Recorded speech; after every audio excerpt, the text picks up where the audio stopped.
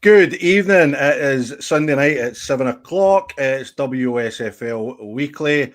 I am your host, Jonny Baillie, and delighted to be joined on the final show of 2025 by Greenock manager Gary Fleming. Gary, how are you? I'm very well. Thank you very much for having me on. I appreciate it. No problem. Well, to be fair, you've rejected me, knocked me back that many times that I kept trying. I kept trying to get you on, but you kept patching me.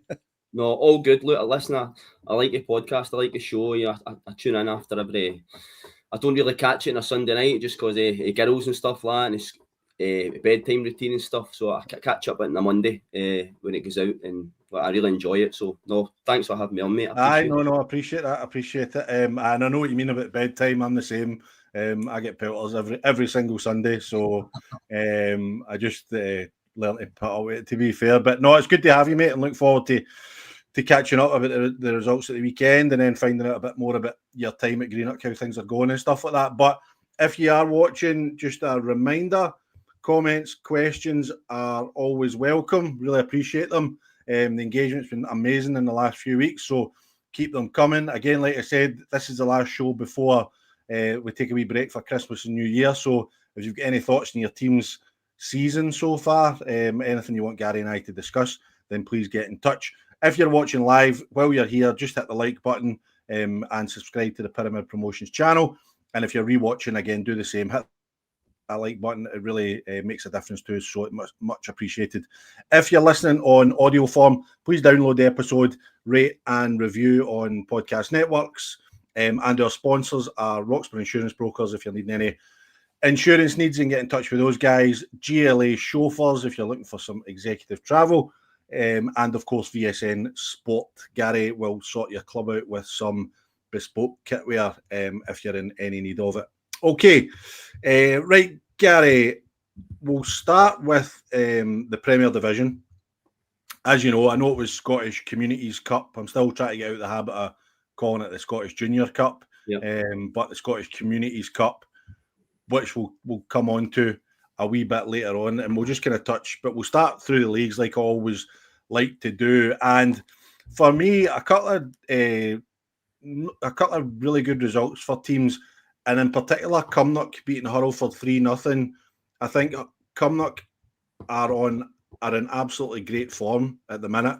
I think that's them 5 or 6 on the bounce, 5 wins on the bounce for them. So they've hit a real rich vein of form, and it's very similar to, they did this at the end of last season that got themselves up the league, and with the squad that they've got, this is probably the form that we would have expected from them at the start of the season. Aye, definitely. Like you mentioned, five league wins on the trot, and they've kind of just shot up that league. I think they're sitting third, if I remember right. My notes I took as well, you know. But again, I think it was 3 goals in a 15-minute period, you know. So, and the third goal was an OG. So you're trying to get back in the game at 2-0 from a Hurlford point of view, and then you can see that OG is just it's game over. But look, they've got talented players, you know. Boy Ford up top, Dylan Dykes, who I coached at Caddocks, is a tremendous talent. He was actually on the bench yesterday, I noticed, but they've got real quality all the way through it, and a top manager, you know. So I do expect them to be top half of the Premier, so 5 wins on the bounce is pretty good.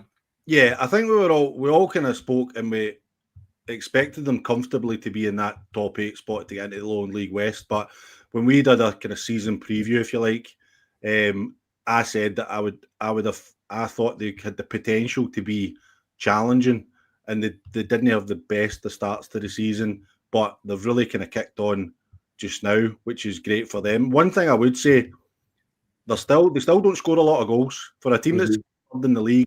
They've only scored 18 goals in 12 games. It just shows you that they're eking out these wins. They were at the start of the season, 2-1s, 1-0s, you know, these kind of things. But do you think Stephen Swift will be concerned about that because the margins can be so fine at that level, or do you think he'll just be happy that they're winning games? Obviously, yesterday was a convincing win. Probably a bit of both, to be honest with you. I'm just trying to think if the shoes were on the other feet, to be honest with you. You're happy that you're winning, and it shows a bit of character that your teams can grind games out, get wins. But it is probably something you're trying to address on the training park, whether it's general play, whether it's set pieces, or maybe even just kind of looking out with to see if there's something there that can help the boys score more goals, because you can't get through a season scraping by. But even at that, yesterday wasn't a scrape by. It was 3-0 was a convincing home victory, But I know what you're saying as a whole, that it's not a lot of goals they've scored compared to some of the others. Aye, compared to some of the other teams, but it's like you said, if you're doing well, it's just that I suppose it's just about those fine margins. On the Hurlford side, somebody just mentioned the Hurlford. Craig's just mentioned the Hurlford started well and then fell away. They lost heavily to Auchinleck at the start of the season, and then they did really pick up. I think they were sitting second or third for a while, and they've kind of dropped away a wee bit. But I think they'll be fine. I think mid-table is probably where Hurlford expected themselves to be, with a chance of getting one of those top 8 spots. So having the wins in the bank early doors will give them a bit of comfort going into the second half of the season. Aye. Look, I think Hurlford, if you asked me to start the season, I would have said they're a top 8 team. They'll be aiming to, go up if they meet criteria, if that is their ambition. But they're always a team that goes deep into cups as well, So is that a good season for them in terms of 8th place finish and a cup final or a cup under them? I don't know. You would need to ask the manager on that one, but they are a team from the last 10 years that really established themselves at the top at being a real top team. Mm-hmm, yep. Pollock had a really good win away to Beath. I know Beath turned them over at Newlandsfield as well, so that would have been a good wee bit of revenge for them. I did speak to Josh Gardner, a coach at Pollock, was just saying that I think you'll maybe notice a theme about yesterday about the conditions. So he was just saying the challenging conditions yesterday. They started quite slow, but once they got that right, they came into the game. They went 2-0 up. Beath got a goal back, and they were worrying about history repeating itself, as they've lost a lot of games this season for winning positions. But they spoke about it, and the players carried it out well and managed to get a third and see the game out fairly comfortably. How important is it for a coaching team, Gary, to see that players are actually listening and taking on board things that you're asking them to do? Oh, amazing. What a feeling. What a feeling. Whether it's something you're working on the training pitch, or whether it's a mentality you've asked them to change. I can think of, I'll come back to the Beath and Pollock game, but one of the more recent conversations I've been having with players is getting over disappointment after conceding a goal. There's a couple of games I felt we conceded one, then another one right away. And we've had a couple of chats about it. And over the last few games, you've seen that kind of resilience that they're not always going to have it their way. And they concede a goal, let it wash off you, reset and go again. So it's amazing that players are buying into what you're asking. But getting back to the Beath Pollock game, I noticed that obviously Carlo Monte was back hunting his old club, a goal and 2 assists. I don't know, have you seen his goal? No, I haven't. No, I haven't. My missus is working this Sunday, so I've been in daddy daycare. I've been watching the Paw Patrol Christmas movie and the Grinch and all sorts of stuff. So. Yeah. Well, look, his goal kind of reminds you. I don't know if you ever seen the one where Rooney doesn't get a foul, then he goes and belittles it by the top of the net. So what it looks like is Monte was looking for a foul on the halfway line. Play continued. The ref gave advantage. So Monte's just getting up and he gets on the ball and he just absolutely scuds it for about 35 yards right in the corner. It was a cracker. How much a difference do you think he'll make to them? Because they're sitting now, that's them now 3 points off the top 8. Now, they have played a couple more games than the other teams round about them, but how much of a difference do you think Carlo will make to them coming in there? Such a difference. He's over the last 10 to 15 years, he's been easily one of the best players in the west of Scotland. And even somebody like him sitting next to you in the dressing room, you get that wee bit extra from him. You get that wee lift on the training pitch with somebody of his quality joins you. So I think it's a great signing. I really do. And they're starting to see the benefits of it already. Yep, and Craig's just saying there about Stuart McCann going there as well. Or was it was Stuart, wasn't it? Or was it Gary? I always get confused with two of them. One of the McCanns anyway, but Craig, help us out quickly. You're usually sharp off the map with this kind of thing. I'm sure it was Stuart. But those two What it shows me is, obviously they had that massive transition in the summer. Craig's just confirming it is Stuart, so I was right. But they had that massive transition in the summer. We've seen a few players go out and they've signed a couple of really good players, obviously in Stuart and Carlo Monti. So I think it must give Stuart Maxwell some comfort to know that the club is going to back him, because they boys will not be coming on the cheap, so it shows that they'll be willing. It'll give him comfort to know that they're going to back him when he's tried to he's obviously got the budget down, brought in the players for leagues below, but he's actually said, no, we need to get some real quality, and the committee or whoever have actually helped him go and get it. Yeah, aye. And it's a good time to bring them on board as well, because there's still so much football left. I think you mentioned there 3 points out with an end of season promotion slot, so to bring those two on to kick on with loads and loads of football ahead of you, then it's only going to be a good thing for them. The other thing about Pollock as well, I don't know if you've seen it, I'm actually enjoying the socials with the Christmas countdown, all the different goals and stuff. Monty, he was actually on through the week. I think it was one for about, must have been 2012, 2013 or something. And Gareth Bale, he runs down the wing at Talbot away and puts in the back of the net. So he's a top player. Okay, Corinne. That's a really good result for Corinne. I think the job that Kevin Kelly's done at Corinne, outstanding, sitting 7th in the league. Arthurlie sitting 5th in the league, the two promoted teams, and then you've obviously got Renfrew, who are maybe sitting a bit lower, but I would believe they've maybe played a game or two less there. They're sitting in 11th, but great result for Corinne going to Arthurlie. No an easy place to go and get a 2-0 win. In credit to the actual staff at Arthurlie for getting the game on, so seeing it, those sort of conditions in the west of Scotland anyway, got absolutely battered. So to get a game on was good. I watched Kevin Kelly's interview after the game, and he was really pleased with players in all aspects of their game. And what a feeling it is, standing in the tunnel, the tunes are on, you hear all laughing in the background. He's got a 2-0, a clean sheet away from home. Happy Saturdays, that is, So, but if you asked me before, what my prediction on the game, it was a hard one to call. Just given where they are in the league, and both teams score, but both teams equally kind of concede as well. So I wouldn't have been sure which way to lean. But I think as somebody put on the comments now, it's both starting to put a few wins together and start filling up that league. Yeah, no, definitely. And the final game, Glenafton and Shotts drawing. Shotts, the Shotts are the draw masters, really. I think they always they draw a lot of games. I think they've drawn 5 of their games this morning. But Craig's just asking about the Glenafton form, which we touched on a wee bit last week, but they're now sitting.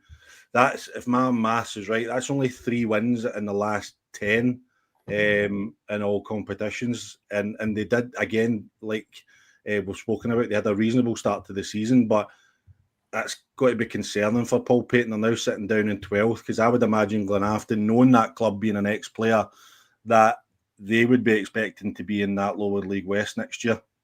Aye, it's not panic stations yet either, though. I know. Like I mentioned, I think most clubs have got 16, 17 games to go, so there's no panic stations. One each. Okay, it's something you can build on. You want to be winning your home games and stuff like that. So I get why it's seen as a disappointment. We play Glenafton next Saturday in the South of Scotland Cup with a chance to get into the quarterfinals. Right, so you can't say anything bad about them then, because they'll get it up on the board. I know. So with our game being the Friday night last week, myself and a couple of our coaches went down and watched the Largs Glenafton game. And Largs were brilliant last Saturday against them. They really, really were. But Glenafton have got really good players. Really good. The fella up top is Shuggy Kerr, as an absolute lump, and he's a good teammate. He works his socks off, and they've got good coaches and a good manager. So no, it's no panic stations. 3-10 is not great, but I think that these guys are equipped to turn that around, and they'll face that in their career many a time. So. In terms of Shotts are doing really, really well since they went up not last year, year before, wasn't it? Is that right? Was it this year? Yeah. No, they stayed up last year, just almost by the skin of their teeth kind of thing. But aye, so that's they're always a tough opposition, you know. So one each isn't the worst, and it's something that Paul and the guys will build on. I'm sure. Yeah, and looking ahead to next week, just we're talking there. Troon host Johnston Borough, which will be a cracker. So I'm gonna hopefully get along to that, and Auchinleck away to Drumchapel as well. So a good wee pre-Christmas couple of games, and Pollock v Atherley, the old derby on as well next week as well. So that'll be interesting times next week. I'm looking forward to that. Okay, into the first division. Obviously, I think game of the day in the first division was St Roch's and Irvine Meadow playing each other. I think I spoke with last week with James Macaulay, and I was saying that you would fancy Irvine Meadow, but with it being at St Roch's, then that would maybe kind of make it a bit more eaksy peaksy. But that's a really good result for Irvine Meadow, going up there, getting a 2-1 win, leaves them in a really strong position at the top of the table. If you look at what's happening at Gartcairn, effectively it's a 7-point gap between them and St Roch's now, 4 points between them and Gartcairn. It's looking really good for Irvine Meadow. Aye. I would have loved to have taken that game in. You know, if I had a spare Saturday, I would have loved to get that along to that top of the table clash. We've actually played both teams in bounce games this year. Both are very, very good sides. I would say Meadow are probably the stronger of the two, albeit they might have not both had their full strength teams out. It's just they've got a real top coach, and you actually see their quality all over the park. But not even all the quality over the park, but they're coached to play in a certain way with the ball, and then the way they adapt off the ball and stuff. They were a really, really impressive team when we played them. So if you asked me before it, I would have probably fancied Meadow, even though it was away. But again, I'm going to probably repeat myself. Still loads and loads of football will be played, you know, and teams will have their wee dip in form, and you can claw back points at the top and stuff like that as well, you know. So 4 points at the top of the day was a good place to be, you know, running into Christmas anyway. So I know. I just think with the way Jamie is, how meticulous he is, how organised he is, how sorted he is with everything, I think it's difficult to see them thrown away now. I know it's 4 points to Gartcairn, but I'm not even including Gartcairn, to be honest, with what's going on there. So you're looking at 7 points to St Roch's, who I view as their next challengers. I struggle to see, and maybe they will, who knows, but I struggle to see a Jamie McKim team throwing away a 7-point lead, even though there's so many games to go. I agree with you, to be honest with you. He's the way he is, how intense he is, you know, as good of a coach he is. I think they're on their way now, you know, and it'll be very, very hard to catch them. So I'm probably agreeing with you in that one.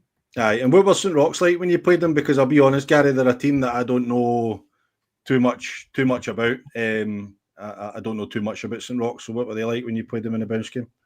So also really, really good. They had Darren Miller in the middle of the park, and he was the one that kind of tried to make them tick.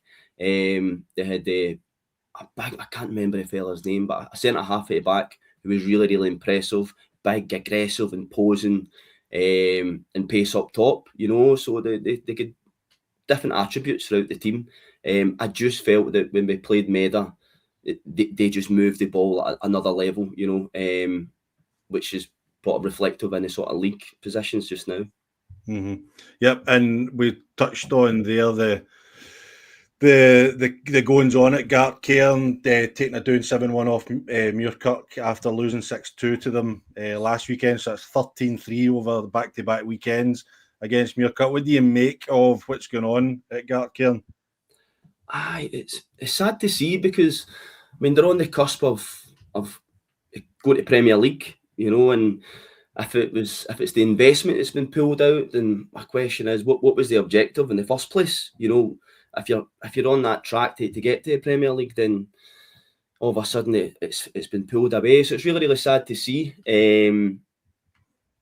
we don't know the circumstances and the background, so it's one you don't really want to comment on because you don't know whether it's personal, business, football circumstances. But it's just sad to see all these players that were doing so well and having a good season go elsewhere. And it's the coaching team as well have probably put in so much time and effort up to this period to then not get to see it through. But disappointing for them as well.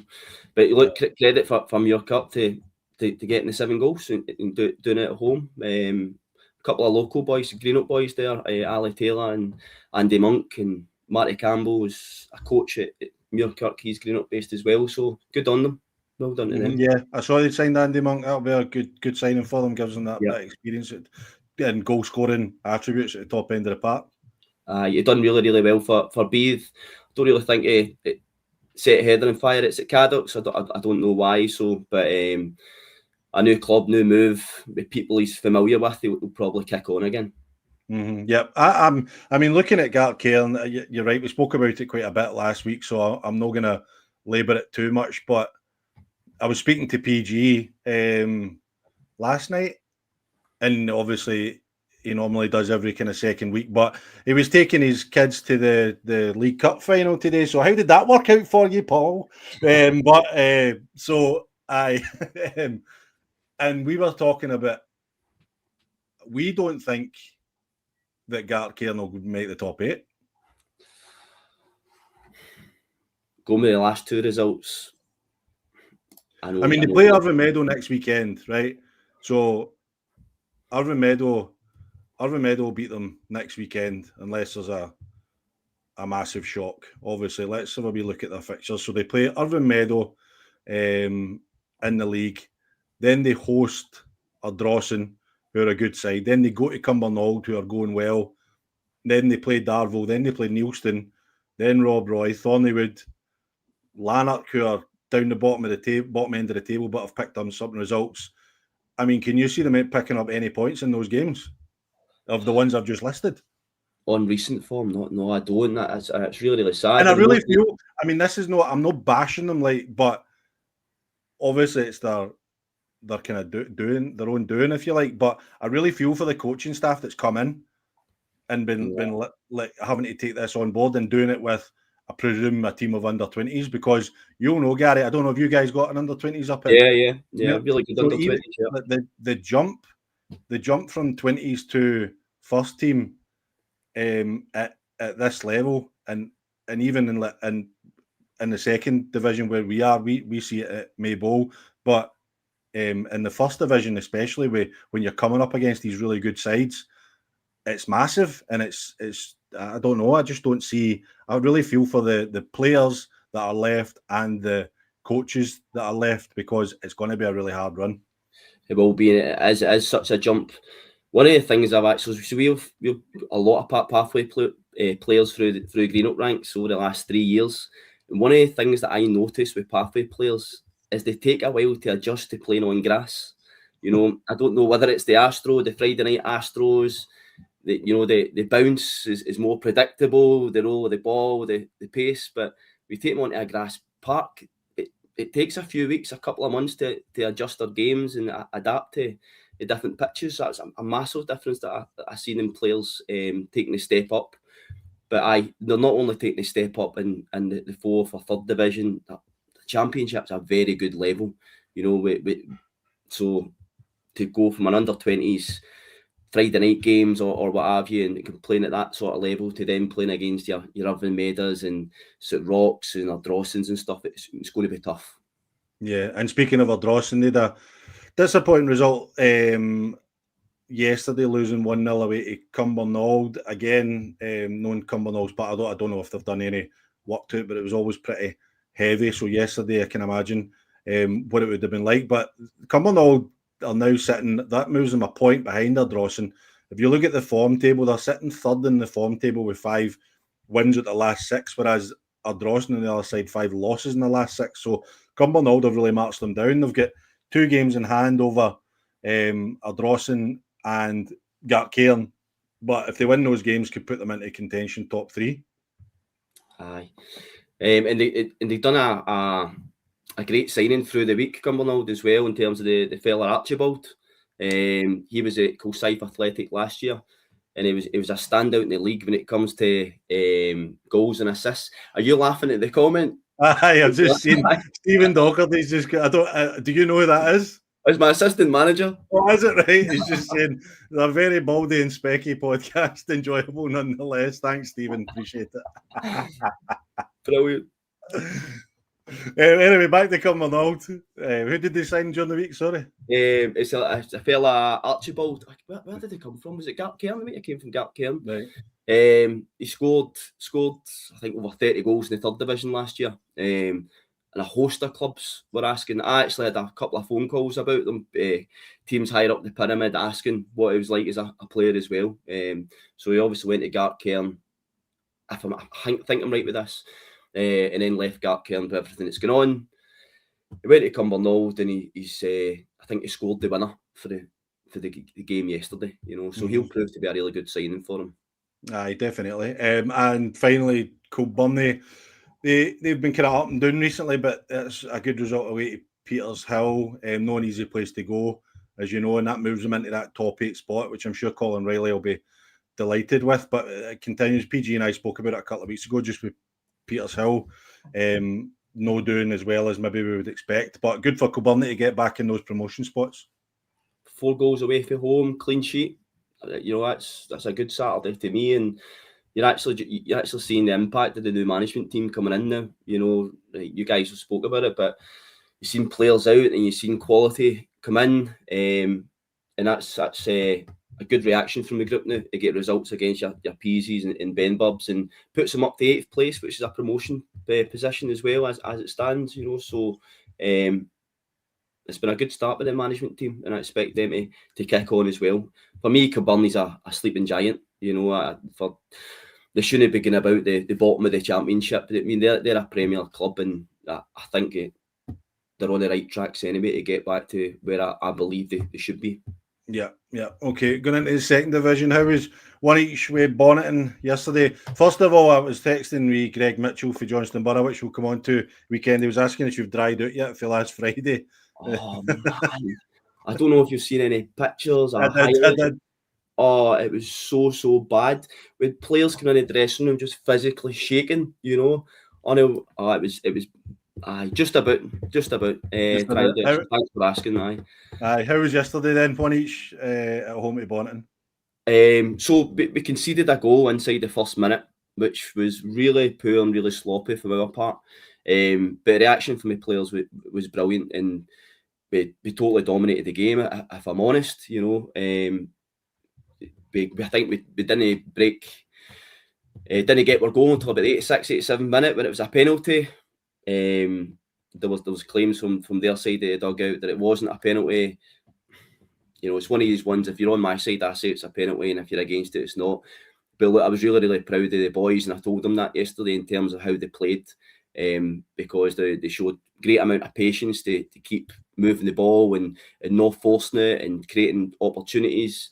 The defensively sound decision making was really good as well, and that was kind of backed up with the VO stats when I was looking at them this morning. I think it was like 70-30 possession, 18 shots to their 3 and stuff like that.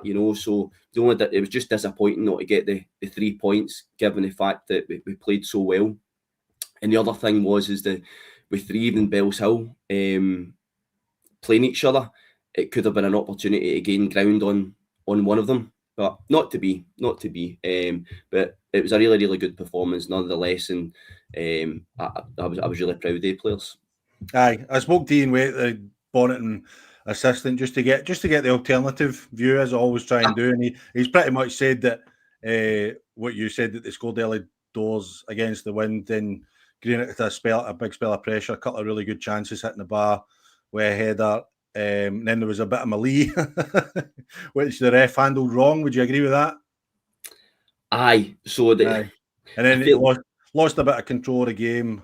They struggled to get out in the second half against the wind, battled very, very well.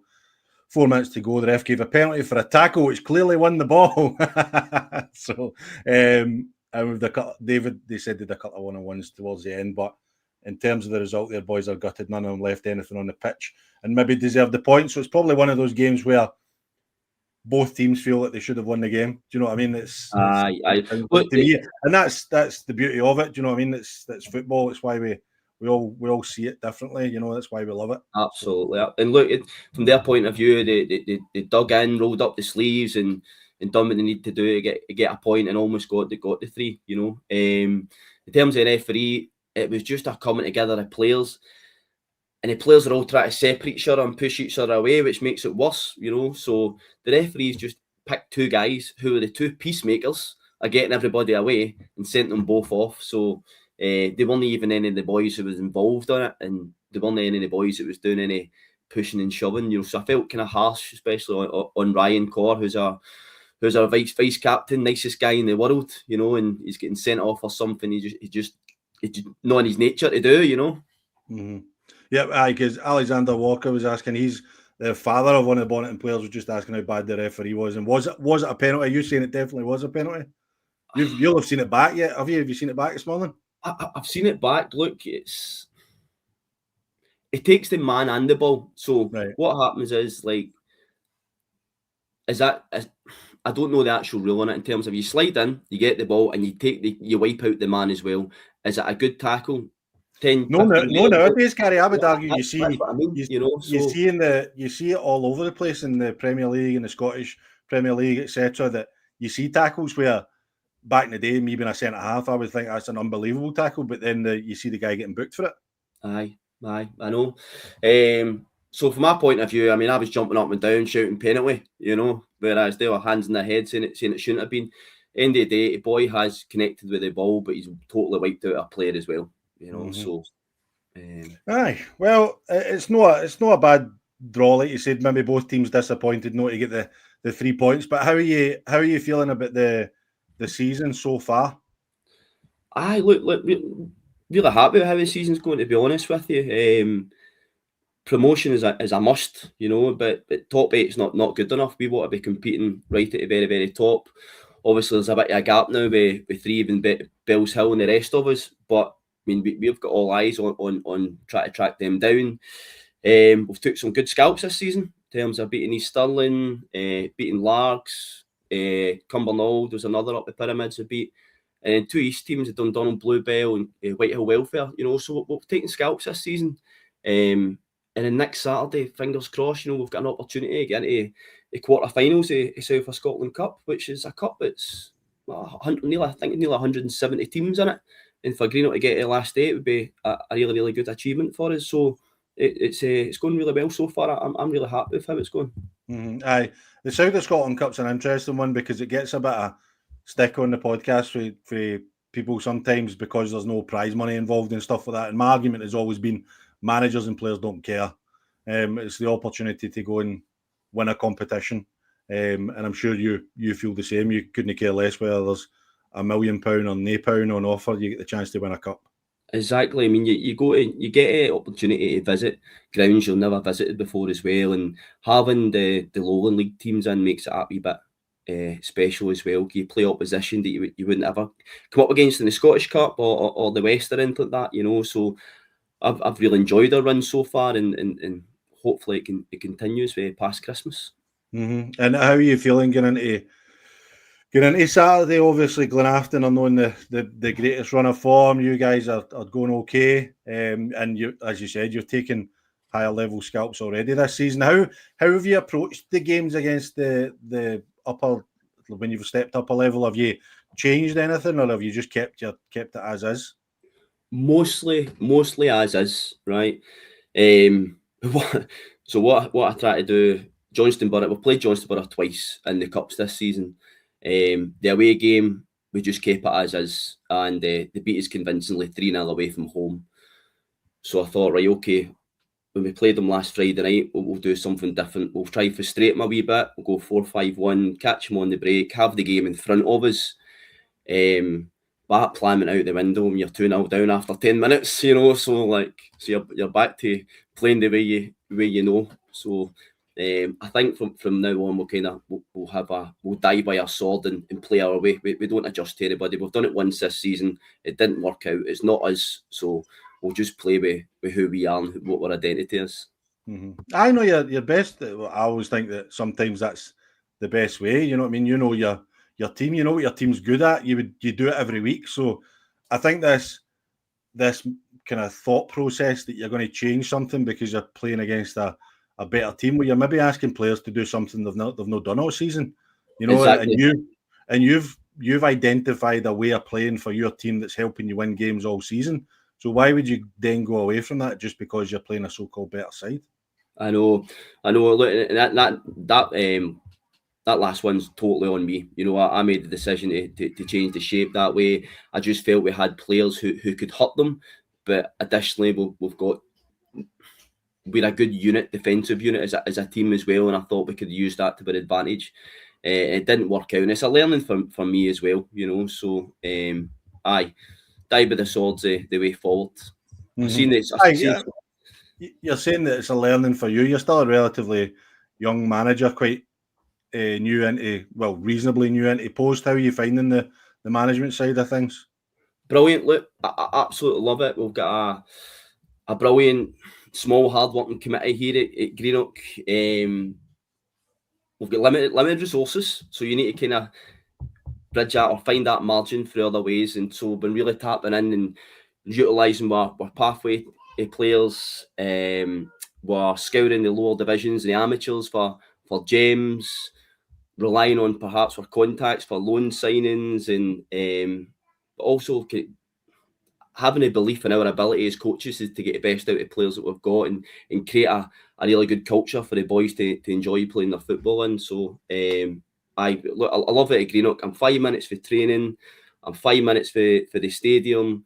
I've got good contacts. I know a lot of people locally and stuff like that as well. So we're doing a good thing at Greenock just now. We've got some really, really good coaches. We've got a great assistant manager, great coaches who everybody plays a quite a specific role in the kind of machine, if you want to put it. And the boys are totally invested as well. But even at small things like race nights, golf days, the Christmas appeal for our local community, and attendance at the sports hub and stuff like that. So everybody's all bought in, and Greenock Juniors is climbing and going the right way. So it's a very, very enjoyable place to be coaching just now. Aye, brilliant. Craig's just asking how's Jamie Black getting on, and said never quite worked out Auchinleck, but a decent wee player. Oh, he's a cracker, absolute cracker. He's a pleasure to watch when he's on his game. Probably the most filled wee guy in the west of Scotland. I kid you not, honestly, and he must be black and blue after every Saturday. But look, he's a top player, very popular with boys as well. I played with him, but when I played and he was only 18. I think Jamie's only 23 or 24, so he's got years and years ahead of him. Yet he's probably got 150 junior games under his belt, now. So top player, and we're really lucky to have him at Greenock, to be honest with you. Aye, no, great. And you mentioned there about Threave and Bellshill playing yesterday. It was probably game of the day, if you like. It was great that the top four of the top five all played each other yesterday, but Threave come out on top, winning 2-1, and it puts them now 2 points ahead of Bellshill. And I think if you'd looked at it maybe a couple of months ago, you'd be thinking Bellshill maybe going to run away with it, but Threave have pegged them back and now won yesterday to go above them. Aye, and see, the thing is, see, from a Bellshill point of view, you'll be absolutely gutted. Because correct me if I'm wrong, I'm sure it was 2 late goals from Threave. So if you're leading away from home 1-0, I don't know what the first goal was, 80-odd minute, and then you're leaving with no points, not even the draw. I mean, that's a real blow. But in terms of Threave at the top of the table, doesn't really surprise us. I think they're a very, very good team with some real great individual players as well. So and I always look forward to. I think we played them last year, and it's like when we play in Threave, when we go on at home and away, it's just a team you look forward to coming up against because they have quality, and I'm sure that our players feel that as well. So yeah, from a Bellshill point of view, they'll be absolutely gutted, but from a Threave point of view, they'll be delighted with that. It was 86 minutes and 90 plus 5 that Threave scored. So you can imagine I didn't text Johnny Fallon this morning for an update on the game. I know. Well, I'll leave that one well alone. I know, but I suppose it's massively disappointing. They've lost their top of the table status, but Johnny's just got to pick those boys up, and there are enough good players in that team to pick them up and go again. And I'm sure that was only the first time they've met each other as well, so they get to play each other in the return. And you know, when I had a wee look at the league, they've both only played 13 games, so you've got 17 games to fit in between now and the second week in May. You know, so loads and loads of football. So, I mean, there's only 2 points separating them. Mm-hmm. So it's one of these ones. You just dust yourself down quickly and make sure you win the next one. Mm-hmm. Yeah, and from I know we spoke about Bellshill, but that it is 3 losses on the bounce for Bellshill. Granted, 2 of them have been in cups, one to Blantyre, one to Kirky Rob Roy. So it's not you're not worrying, but 3 losses on the bounce can have an effect on your team, can't it? Even though it's games that you look at and go, right, that doesn't really count towards our bread and butter, but it still has a psychological effect on your team. Winning's a habit, whether you're playing well or whether you're grinding out results. So I get it from that point of view, but you can look at it from the positive side. You've not got the distractions and the cups and stuff, and your sole focus is the league. I don't know how many cups they're out, to be honest with you. You know, so they're out those 2, but are there any other ones? I don't know. If they're not, then it's a positive that your 17 games is tunnel vision on the league. So it just depends what spin you put on it, I suppose. If I'm just looking, I'll just do some research quickly. Yeah, so they went out of the South Challenge Cup to Atherley. They lost in the Communities Cup to Rob Roy. That was the one against Rob Roy. They went out the West to Blantyre, and let me see, the South Challenge Cup. They lost that to Atherley. So I think they're out of all the cups. No, they're still in the Scottish Communities Cup. No, they're not because they get beat off Rob Roy. I'm talking the base sides of my house. So I think they're out of all the cups. So you're right. It's a good way of thinking, to be honest, Gary. It's probably why you're a manager and I'm no, that you can just have that tunnel vision and focus on winning the rest of your games to try and win the league. Because I know you're maybe not going to concede this, but it looks as if it's going to be between those 2. Aye. We'll see. I like it. Listen, I wouldn't expect anything less. You don't need to say anything else. Your reaction said everything. Alexander Walker's just saying they're 3 best football inside in the league for him. We've played them both. I would agree, but I don't know how you feel, Gary. But I would. My instinct was to favour Bellshill just because I felt they had real quality in the top end of the park that could really hurt you at any given side, even if the parks aren't great or the conditions aren't great. These guys at the top end of the park could find a way to get a goal that could win you games, which is why I maybe went with Bellshill, but maybe I'll be proved wrong. Both teams are blessed with great players. I know what you mean with the Graham and Gracie up top for Bellshill, but in terms of playing football and moving the ball and the different rotations and style of play, three are the better in my opinion. But they are two really good teams, you know, and they'll be 2 really good teams when they go to the championship. I expect them to be up the top end of the championship as well when they go, because they've got the infrastructure and resources in place already, and they'll kick on. Mm-hmm. You'll notice I'm waffling a wee bit because I'm trying to avoid talking about the Maybole game, to be honest. So Kilsyth beat Maybole 10-1. The only thing I can say on it was I've spoken to George. Obviously, he was round at my house today, having a bit of a heart-to-heart, but he's absolutely gutted with yesterday. It was just a complete disaster from start to finish. He did say Kilsyth, fair play to them. He said they're fair play to the management team as well, very respectful, didn't he?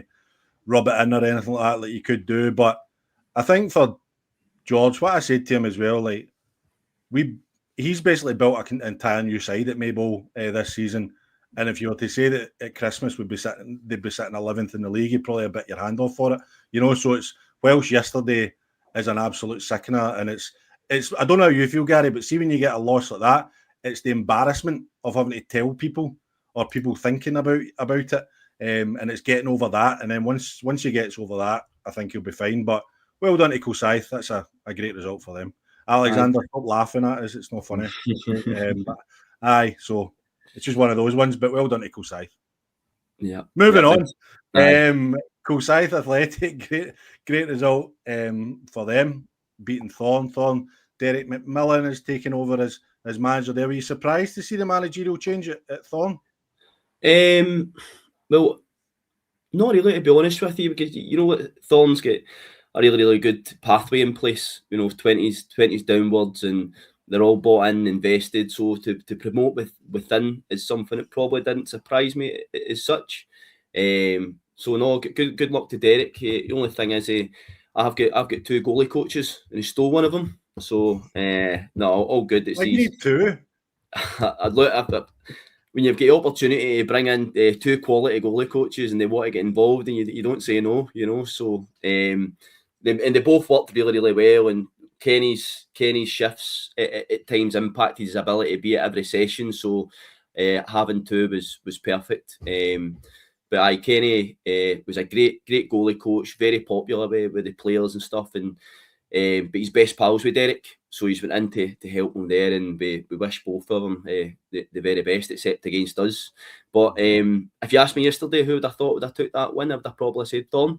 Having played both teams, I would have probably put my bet on Thorn winning, especially with that kind of feel good factor that they guys have taken over and stuff. So it's a bit of a surprise, but look, all credit to Kilsyth to do it and get a result, I spoke to Aaron Connolly about it, and he was just saying it was unbelievable for the players. He had 9 first-team players fit and available, 4 under-20s up from all who had played 90 minutes on the Friday night, so an incredible effort to go and win the game. Conditions, again, horrific, but it was just sleeves up and graft for everything. Deserved to win the game, been tough for a while. Squad's been paper thin, patching it together. Yesterday, players got the rewards, but important to build on now. Loads of challenges, some self-inflicted over the last few months, but we've got a core group of boys who are brilliant boys, and I'm pleased for them. On our day, we can go and give teams problems. I think sometimes these things, when you look at, only get small amounts of players available. Sometimes I think there's a kind of crude positivity you can take from it and say, right, well, this is what we've got. We need to just go on with it, and that can sometimes bring you together. Absolutely, it does. It does bring you together, and you. Backs against the walls, you right into the trenches together, and you get what needs to be done, So credit to them, and well done for them for bringing so many boys from the pathways in as well. And I'm sure that will be a learning for them, to play a game on grass in those conditions in the middle of winter, in the West Second, where it's not pretty. It's a wee bit of a culture shock from a nice tidy Friday night Astro pitch, so there've been learnings and new experiences for these boys as well. So well done to them all. Yep. Okay, we'll crack on into the 3rd division. Glasgow United v Yoker kicked off at 10 a.m. yesterday. Do you know why? No, I didn't even realise that. No, why? This is amazing. I love this. I love the West of Scotland Football League, right? Both sides were going to Liverpool for their Christmas nights out, so they decided to get the game done and out the way. Wow, that's a new one. I've not heard that before. That's absolutely outstanding. A great result for Yoker, to be fair, winning 4-0. Good for them. Fanat beat Easterhouse 4-2. Again, Easterhouse, obviously the manager resigned and has went into Blantyre, but they'll be slightly disappointed with that. I don't have any updates on it, but Ardere beating Glenvale, I suppose, is one that we should maybe look at, because that keeps Ardere in touch at the top end of the table. Aye, it does look, and there's 2 managers I've got a lot of respect for, Lewis and Sean. I come up against their teams last season, and they've got good sides. But it was a great win for Sean and the boys, and he's doing really, really well at Ardere. He can galvanise that sort of local community and creating a culture and environment that players want to be there for him and play for him. You can see that. I really enjoy watching his interviews as well. It kind of typifies what it's like to be a manager, because you're either on cloud 9 or really low after a win and defeat, and his interviews show that. So really, really well done to them for that result. Lewis probably thinks it's not the position he would have wanted to be at this point in the season. But they've got good players, and there's loads of time to kind of climb that league. A string of wins, and you shoot up it and they'll be back into those promotion positions. And I actually fancy them that they'll be able to grab one of those promotion slots coming in the season. Aye, and Friday night, there was a game Friday night, Glasgow Uni against Girvan. I was texting Dean last night about something completely different, but I was asking him how the game was, and he was just saying they were good, conceded poor goals in stroke half time, and then a wonder goal in the last minute. Couple offline hit the bar, probably toughest away game this season, but we'll know better this time next week if it's a good point or not. Dean's got to be happy with how his season's going so far, sitting 7th in the league. Yeah, really good coach. I knew it would become good for him. To be honest with you, his teams are always really hard to play against. You know, he sets them up. They're well coached, well drilled, and it's no surprise to see him doing so well this year. And hopefully, he can go in and get that jump up in the league at the end of the season. Aye, I was gutted Dalry v Craig Matt was off because that was looking as if that was going to be another contender for the game of the day. Only a couple of games in the 4th division. I've spelt Saltcoats wrong there. I'm just noticing. You can tell I type this up at 12 o'clock midnight when I'm when a wee man's in bed and the missus is in bed and I'm sitting. This is what I do my Saturday night, Gary. I don't know about you, but I'm typing banners in for the podcast on a Saturday night. But great result for BSC. Again, the turnaround in their squad has been incredible. I spoke to Barry McColgan. He was just saying they went into a 2-0 lead early doors. Eglinton grew into it, got a goal just before half time. Conditions were terrible, but changed it up second half, limited their chances. Really good 90 minutes. 6 teenagers on, including young Alex, who played 25 minutes. Born in 2008. What does that make him? My maths is terrible. 18, 17, 18. Aye. But I said there's been a tough few weeks for them, but again, I think we say it every week, but the turnaround at BSC to go, Eglinton have had a good season, but to go there and beat them 2-1, brilliant for BSC. Really pleased to see that. Aye, really well done. And you get 2 early goals and keep the lead, keep the distance in the game, and get the job done. And they get a good away draw to a Carluke team that's been doing really well this season as well last season. So they've built on that this week. So aye, good luck to them. There's 3 points outside a promotion slot, so well within their grasp as well. Aye, and Saltcoats take care of WOSFL pretty comprehensively, 4-1. Again, that's Saltcoats, that's 4 at the last 5. The only one loss was a 1-0 home loss to Royal Albert, but on that run they've beat East Kilbride Thistle, they've beat Carluke and they've beat Irvine Vic. So I suppose for Stevie it maybe be good, Stevie Wilson, the Saltcoats manager, it'd be good to see them being able to take care of a team that's run about them rather than at the top end of the table. I know it's easy to get up for games when teams are top of the league or from another division, but when it comes to your bread and butter and showing up and stuff, then you know there's a certain mentality and mindset that you need your players to adopt to get the job done. You know, so but well done. 4 and 5 in all competitions is good form to me. Yep. There was one West of Scotland League Cup game. Whitlett's drawing 3 each week. East Kilbride Thistle. East Kilbride winning 5-4 in penalties. East Kilbride, again, I've said they've been a surprise package this season, and people always shoot me down saying that no, they're not. It's probably just because I don't know a lot about them. But to go to a first division side, keep them to a draw, and then get the winning penalties must have been a good feeling for them. Oh, definitely. You know, away from home, 3 divisions above. You know, so well done to them. And the thing is, they're still in the chance of competing for that title as well. So they're having a really good season.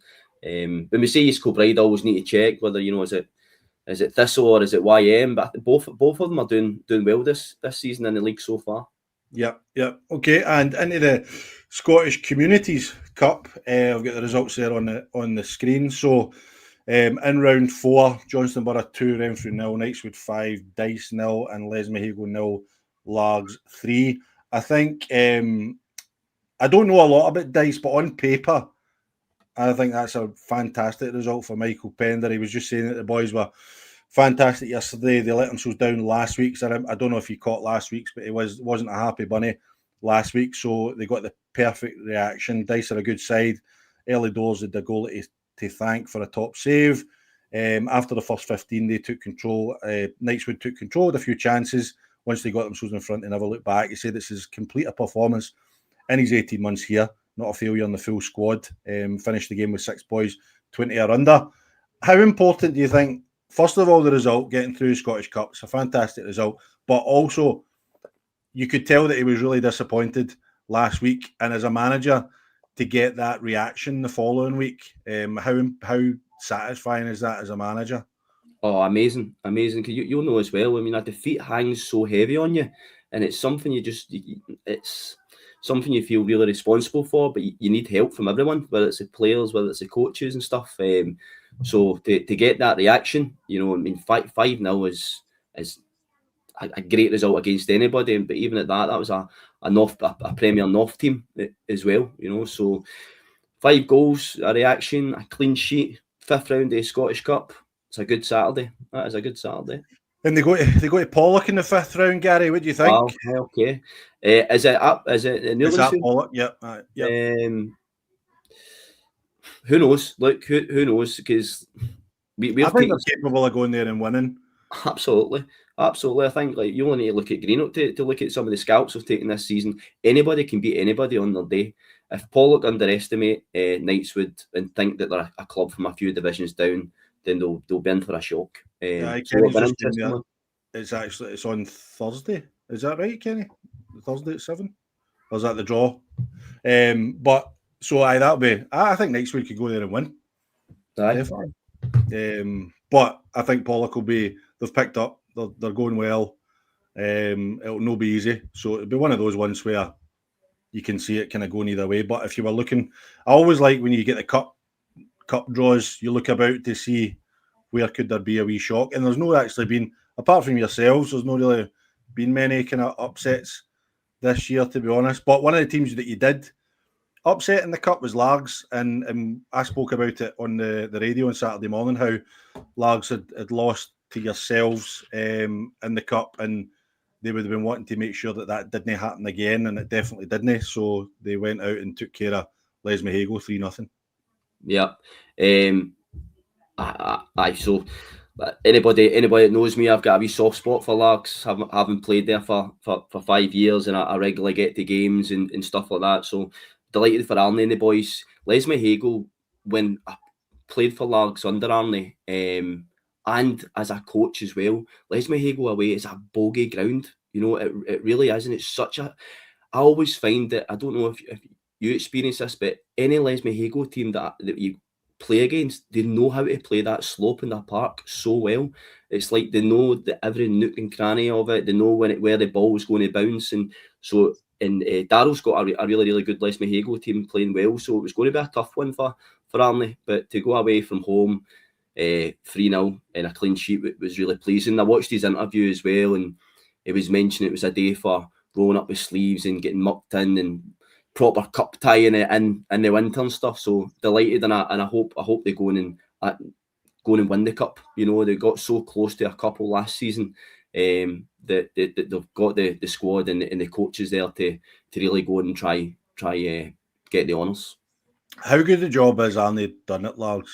Oh, amazing. He's like, from a coaching point of view, I've played under some really, really good managers, but if there's somebody that I probably look up to in terms of sort of a mentorship or whatever, then it's him in terms of his approach, how he gets the best of his players. He's just done an incredible job. When him and Brian Slavin took over, when they came in, Largs were on the cusp of going down to do you remember the Ayrshire division? I played in it. Don't worry. Yeah. So sorry. So, and they totally turned it around. And the thing is, they've done a lot of good things with the same group of players. It was just a total shift in mindset. And I think a lot of that would have came from Arnie and Slaven's days playing under Tucker at Talbot as well. And when you see your gaffer and your coach working and grafting so hard, then you want to do the same. And so when you get a well done or a well played for Arnie, it felt good. So and I think that's kind of a wee bit of the secret of why he's done so well for so long, because he's get the respect to his players and get the most out of them. So well done. There's always chat, and it's no happening this year, of course, or anytime soon. But when Tommy does decide to leave Auchinleck, the chat is always that Arnie's the heir apparent, if you like. Do you think that makes sense? Absolutely. But you would need to ask Arnie. But on paper, it does because of his background and stuff. But he's been at Lars for 10 years. His family's ingrained in it. He's ingrained in it. So if he was to ever move on, he would need to make sure it's the right move for him. But obviously, the fairy tale is that he returns to Talbot and continues that sort of success as a manager with them as well. But Largs will not want to see him go either. No, I think it's one of those things. You look at these managers that have been at clubs for a while. Dan Henderson's another one at Hurlford, and you think, where did they go next? Do you know what I mean? Like where did they go for there? So but he's done a fantastic job, and like you said, avoiding the banana skin of yesterday, because you're right, Les Mehigo is not an easy place to go at any time of year, never mind on the 13th of December. Johnston Borough beat Renfrew 2-0. Greg Mitchell, the Johnston Borough coach, was just saying there wasn't much in it first 30 minutes. They had all the ball without testing the goalie. They got a penalty 35 minutes in to go one up and should probably score 2 or 3 more half time. Second half, they came out and scored 10 minutes in after a mix-up near defence. Then they started throwing bodies forward. Johnston Borough had a couple of opportunities to kill it, but overall comfortable, delighted with the win and a clean sheet against a good side in rubbish conditions. So, pretty solid result with Johnston Borough. You obviously saw them up close last week. What was your thoughts on them as a whole? Best side we've faced all season, to be honest with you. And we've played a few Premier sides and bounce matches and stuff and come up against other clubs and in other competitions and in the league and stuff, but I would say they're the best. They've just got quality and threats from all over the park, and the lad Rossiter is, I think, probably the best player in the West of Scotland setup. He's phenomenal, absolute phenomenal. It's a pleasure to watch. And I was speaking to one of my coaches, I'm sure, the other day, that I reckon you could see Rossiter up the divisions, but he's obviously happy at Johnston Borough for whatever reasons, but I think he could be up another 2 or 3 divisions easily. He's that good. Aye, it reminds me a bit of John Robertson that's at East Kilbride Right. in the League 2. You know what I mean? Just pure ability. Do you know what I mean? Like, just so much ability. It's actually scary sometimes when I think of my own career, how, like, as I've said many times, my head was my best foot, and you look at some of these boys and the things they can do with the ball and stuff like that. It's incredible. I know. See if you get the chance to watch the goal against Greenock from the edge of the box. The ball's coming up 100 mile an hour, and it just the way he connects it and puts it in the net, and you just got to stand back and applaud it. He's a top player. Mm-hmm. Yep, and into round 5, Auchinleck beat Rutherglen, fairly straightforward. I think for Auchinleck, a couple of the regulars have gave us a wee kind of update, just saying it's horrible conditions, cold, wet, windy, not a day, but officiating was questionable, but fairly routine win for them. Gary, what's your take? With a couple of people asking what our thoughts are on the Auchinleck game being moved to Rugby Park, which, if you'd listened to WOSFL Weekly last week, you'd have heard me break that news that the game wasn't going to be at Beechwood. Not that it would be at Rugby Park, but it wasn't going to be at Beechwood. So that's why you should always be watching. But what's your thoughts on the game getting moved over to Rugby Park? Well, it's a shame that they can't do that sort of historic game and take Celtic to Beechwood, because that'd be such an occasion. The only thing you could do is kind of look at it on the positive side. Hopefully, it works out a wee bit more financially, more beneficial for them. But from a player's point of view, a chance to play in front of more fans and stuff like that. So you need to kind of take the positives. I understand the decision, but it's a real shame that it's not going ahead. Mm-hmm. But see, actually, I mean, referencing that game yesterday, and the guys who are at the game will know better myself, but I was having a quick look through the highlights today before I come on the show, and from a Glencairn point of view, they would have been quite disappointed with how it panned out, because the first goal was a wee bit messy, whereby the centre half heads it back to the keeper, and the keeper's not managed to collect it. So the striker nits in and scores. So from that point of view, if you're a manager, you probably expect a wee bit more tidier. And then Talbot go down 1-0 after a player gets two. You can't go down 1-0. They won 3-0, Gary. No, sorry, down to 10 men. Sorry, down to 10 men. Sorry, down to 10 men. They were up 1-0. From a Glencairn point of view, right? Okay, let's take a game to them, and then they go in and concede a freak goal where keeper punts it bounces, skids off a ground, almost over the Glencairn keeper. He palms it, and the striker runs in and scores. So you're like, but see, the thing is, Gary, see when you go to these teams, and I know they're in the same league, right? So I'm not being disparaging towards Rutherglen, but see when you go to these teams, you can't have things like that. No, you know, that's what I mean. You just can't have things like that at all. And then you're on the back end of a 3-0 win. Do you know what I mean? That's the difference. That's the margins. You know, Auchinleck don't make those mistakes, if that makes sense, and give you a chance. So it's one of those. I don't know if you've ever had it, but I've certainly felt it where you play against good sides. I remember coaching against Auchinleck, and you think they've not actually done anything, and they've beat us 4-0. Do you know what I mean? And it's just because of those fine margins, those individual lapses in concentration, or on the other side, moments of brilliance that just separates them from everybody else. Yep. And the third goal yesterday was a great goal as well. I mean, when we talk about moments of brilliance, that was a real team goal. You know, there was skill, there was passing, there was movement, there was a good finish at the end of it as well. So they're a top team.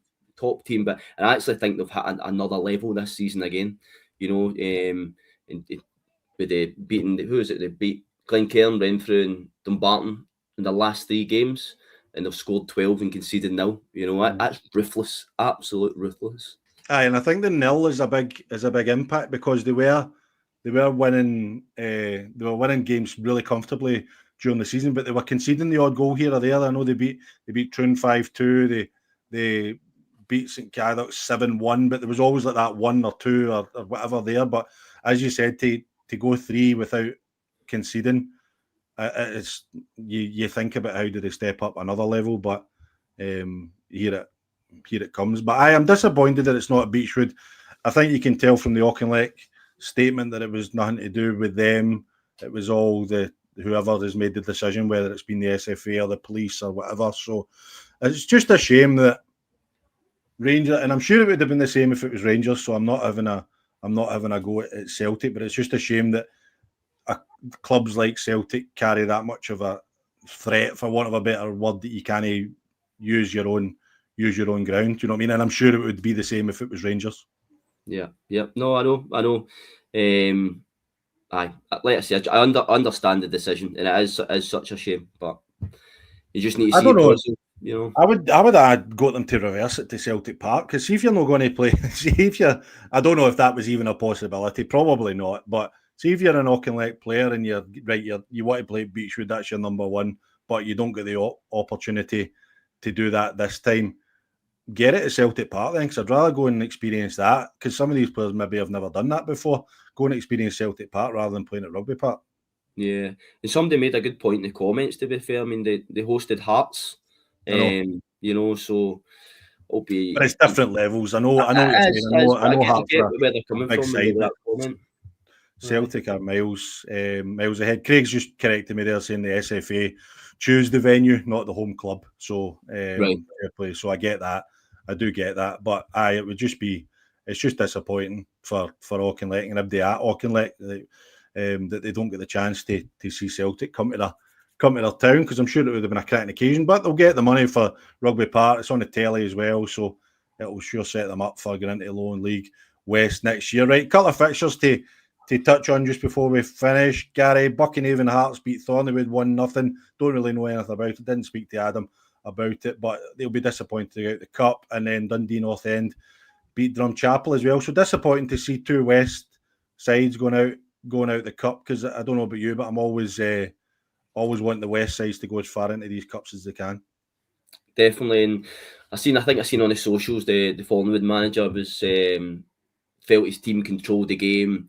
The referee didn't help him, but he probably wanted his team to do better, even though the ref wasn't onside as such. So I was a wee bit surprised, even though Buckhaven are a North Premier side. I probably thought Thornwood had enough quality to go up and get a result. And similarly with the Drum, I mean, they're probably a team that would be wanting to go deep into competitions. So to go out, they would have been disappointed. But Dundee North End are no mugs, and they're managed by Kevin McNaughton, who's played at the top and offers a lot of experience and knowledge for his side as well. Unfortunately, it's two teams exiting the two West teams exiting the cup, I'm afraid.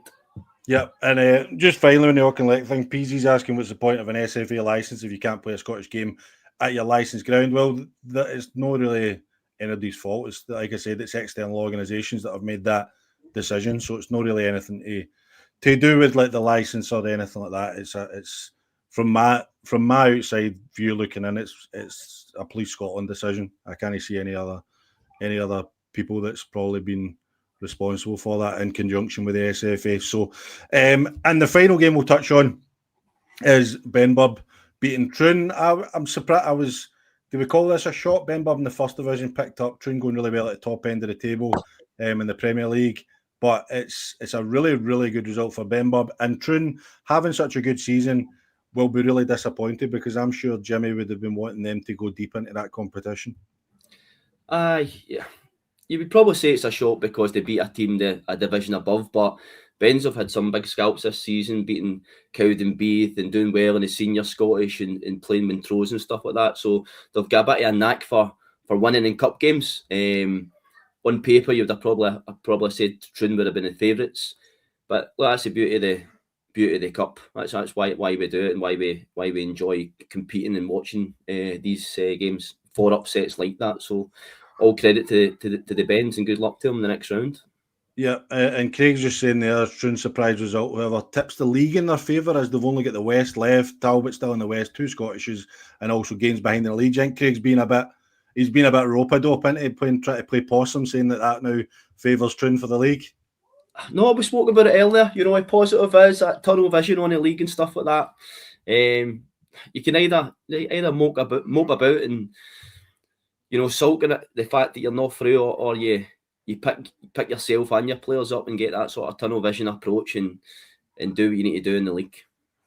Yeah, no, definitely. And just for clarification, Kenny Young, our fixture secretary at the West of Scotland, coming through as always. So Saturday 17th of January is round 4. We've got Fraser, or Dundonald who have still to play versus Lochee, and Armadale versus Roy in round 5.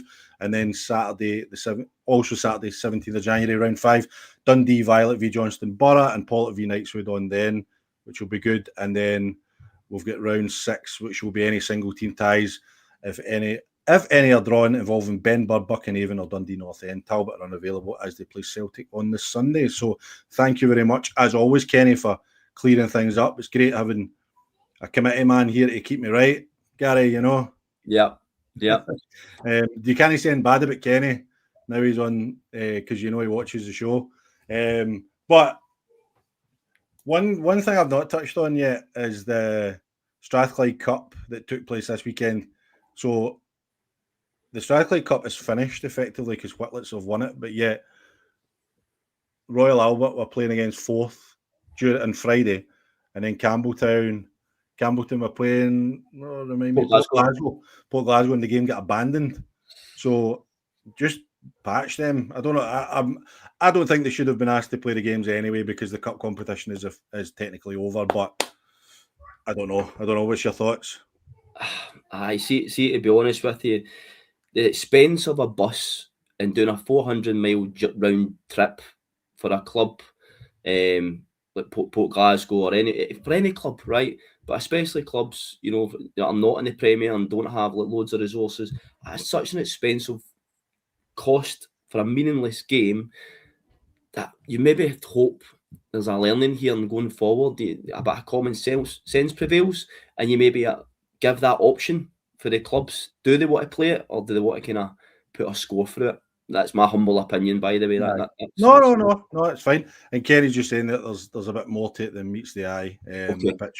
The pitch it'll be looked into. The pitch was inspected, declared okay in the morning, confirmed as okay at kickoff by the match official. So, there's maybe a bit more that goes on, but I think you're right. I never even bothered putting it in the rundown, as like I said, the the competition is over. But listen, Gary, it's been brilliant having you on the show. Thanks very much for finally giving me an hour of your time on a Sunday evening. It's much appreciated. No, thanks for having me. Really enjoyed getting through that, and we'll hopefully do it again. And thanks very much for everybody with their comments throughout the show as well. It's good to read them when they're coming up, and keeps us right as well. So I really enjoyed it, and thanks again. Thank you. No, it's been great, and good luck for the rest of the season, including on Saturday. Hopefully, causing a wee upset against Glenafton. Right, as we said earlier, this is the last show until January. I am booked out. I'm taking a wee man to see Santa next week, and then I am I've got a day out with my pals on the 28th as well. So we'll be back in January sometime. But listen, just from me, thanks very much to everybody that watches and contributes and supports the show. It's really, really appreciated. The show is going from strength to strength with the amount of viewers that we're getting live on the Sunday night and then continuing on through the week. So your support is very, very much appreciated. We hope you're enjoying the content that we're putting out, and we hope you'll come back and join us again when we pick up again in January. Reminder, our sponsors are Roxburgh Insurance Brokers, GLA Chauffeurs and VSN Sport. Gary, I'm gutted. We had 11 goals in one game this weekend, and we couldn't get above my 4 goals. My 4 goals average for games, 3.9, 106 goals in 27 games. I'll tell George I should have let Kilsyth score another one and put them over that. Put us over that 4. To be fair, I think they missed a penalty as well. So that would have put us above the 4, but 3.9, we'll still take it. Listen, if you're looking for entertainment, especially over the winter, over the Christmas period, if you can find a game on, dig out a tenner, go and support your local West of Scotland Football League club, because I'm sure they'll appreciate it. Until January, I hope you all have a really Merry Christmas and a Happy New Year. I've been Jonny Baillie, he's been Gary Fleming. Take care of yourselves and each other. Cheers. Cheers, Jonny.